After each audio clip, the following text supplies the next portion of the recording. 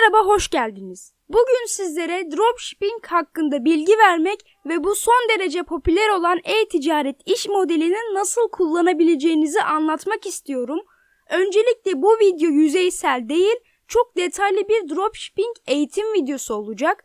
Dropshipping nedir sorusundan en çok merak edilen sorulara kadar ilerleyeceğiz. Yani bu videoyu izledikten sonra artık dropshipping yapmaya başlayabilirsiniz. Çünkü tek tek adım adım bütün detaylarıyla dropshipping'i öğrenmiş olacaksınız. Hazırsanız videoya geçelim. Öncelikle dropshipping nedir ve neden bu kadar tercih ediliyor bunu anlatayım. Dropshipping ürünleri stoklamadan satış yapma yöntemi olarak biliniyor. Bu iş modelinde siz bir online mağaza açarsınız ancak ürünleri fiziksel olarak depolamanız veya göndermeniz gerekmez. Yani bizler online olarak bir mağaza açıyoruz, örneğin Shopify gibi, ve ürünleri depolamamıza yani ekstra masraf yapmamıza gerek yok. Dropshipping nedir ve neden bu kadar popüler bunu anladığınızı düşünüyorum. Şimdi ise gelin bu iş modelinin potansiyel kazançları ve avantajları hakkında konuşalım. Öncelikle dropshipping fiziksel bir mağazaya göre düşük maliyetli bir iş modelidir. Yani çok fazla sermayeye ihtiyaç duymayız. Peki neden? Birincisi, ürünleri önceden satın almadığımız için stok tutma, depolama gibi maliyetlerimiz olmamış oluyor. Yani dropshipping fiziksel mağazaya göre daha az sermaye gerektiren bir iş modeli diyebiliriz. İkinci avantajı ise süreç kolaylığı. Dropshipping iş modelinde ürünlerin paketlenmesi, müşteriye gönderilmesi gibi lojistik süreçler bizim tarafımızda değil, tedarikçi tarafından yönetiliyor. Yani bu özelliği ile bizlere çok iyi bir zaman kazandırmış oluyor. Mağaza açmak için fiziksel bir mekan kiralamak, stok yönetimi gibi zorluklarla uğraşmak zorunda kalmamış oluyoruz. Son olarak da geniş kitlelere erişimden bahsetmek istiyorum. Örneğin bizim bir kıyafet satan fiziksel bir mağazamız var. Mağazamız belirli bir alışveriş merkezinde veya şehirde bulunuyor olarak varsayalım. Müşterilerimiz o bölgedeki insanlarla sınırlı olacaktır. Fakat biz bu fiziksel mağazayı dropshipping iş modeline çevirirsek, yani fiziksel mağaza yerine internet üzerinden satış yaparsak, bu da bizim sınırlı bir alana bağımlı kalmadan dünya çapında potansiyel müşterilere ürünlerimizi pazarlayabilmemizi sağlar. Şimdi size dropshipping iş modelini tam 6 maddede anlatacağım ve daha sonra bunların detaylarına, yani sizin merak ettiğiniz kısımlara geçeceğiz. Birinci madde tedarikçi seçimi. İlk olarak güvenilir bir tedarikçi seçmemiz gerekiyor. AliExpress veya CJ Dropshipping gibi platformlarda birçok tedarikçi bulunur ve bu tedarikçiler arasında bizlerin en güvenilir olanını araştırıp bulmamız gerekiyor.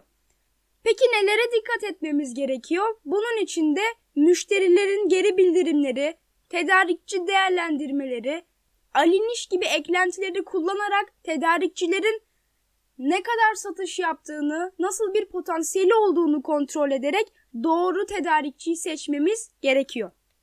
Tedarikçi kelimesini bilmeyen arkadaşlar için de bir cümlede anlatayım. Dropshipping iş modelinde tedarikçi ürünleri stoklayan, yöneten şirket veya kişilere verilen addır. AliExpress veya CJ Dropshipping sitelerinde düzgün, güvenilir tedarikçi bulmak önemlidir. İkinci madde ürün seçimi. Seçtiğimiz tedarikçinin ürünlerinden satmak istediğimiz ürünleri belirlememiz gerekiyor. Doğru ürün seçimi nasıl yapılır, niş, persona gibi kavramlara da birazdan değineceğiz. Ürünlerin fiyatını, kalitesini ve tedarik süresini dikkat ederek doğru kararları ürün seçiminde vermemiz gerekiyor. Üçüncü madde ise ürünleri mağazamıza yüklemek. Satmak istediğimiz ürünleri kendi dropshipping mağazamıza yüklememiz gerekiyor. Ürün açıklamalarını, fiyatlarını, görselleri ve diğer ayrıntıları ekleyerek kendimize bir online mağaza kurmuş olacağız. Bunun detaylarına da değineceğiz. Peki bu mağazalar neler olabilir? Shopify olabilir, İKAS olabilir ve diğer platformlardan da yararlanabilirsiniz. Tabii ki önerim Shopify olacaktır. Tedarikçimizi seçtik, ürünlerimizi seçtik, mağazamıza yükledik. Daha sonra da sipariş alımı olacaktır. Müşterilerimiz ürünleri sipariş ettiklerinde bu siparişleri tedarikçiye aktarmamız gerekiyor. Müşterinin adını, adresini, sipariş ayrıntılarını toplayarak tedarikçiye yani ürünü bulduğumuz kişiye gidip bilgileri tedarikçiye ileterek siparişlerini oluşturmuş oluyoruz.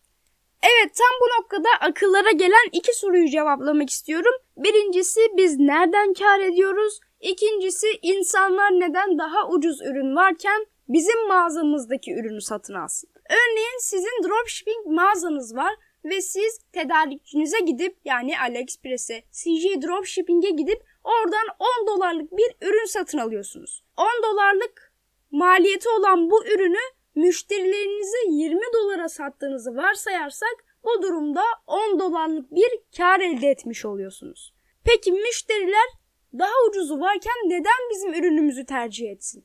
Dropshipping iş modelinde en önemli noktanın pazarlama olduğunu hepimiz duymuşuzdur ve biliyoruzdur.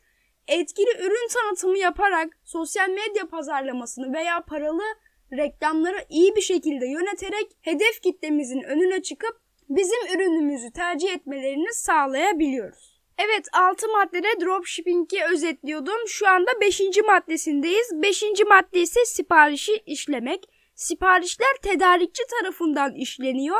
Tedarikçimiz bizim yerimize siparişi hazırlıyor, ürünleri paketliyor ve doğrudan müşterinin adresine gönderiyor. Bu aşamada bizim yapmamız gereken şey tedarikçinin işlemleri hızlı ve doğru bir şekilde gerçekleştirmesini sağlamak.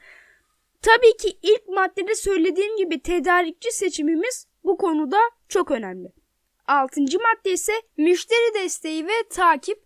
Müşterilerimizin sorularını yanıtlamak, iade, değişim işlemlerinde gerektiğinde yardımcı olmak bizim mağazamız ve geri dönüşlerimiz için çok önemli olacaktır. Bu yüzden müşterilerimizin sorunlarıyla yakından ilgilenmek, güvenilirlik kazanmak açısından çok önemli. Evet, yaklaşık 7-8 dakikada çok güzel bir şekilde konuyu anladığınızı düşünüyorum.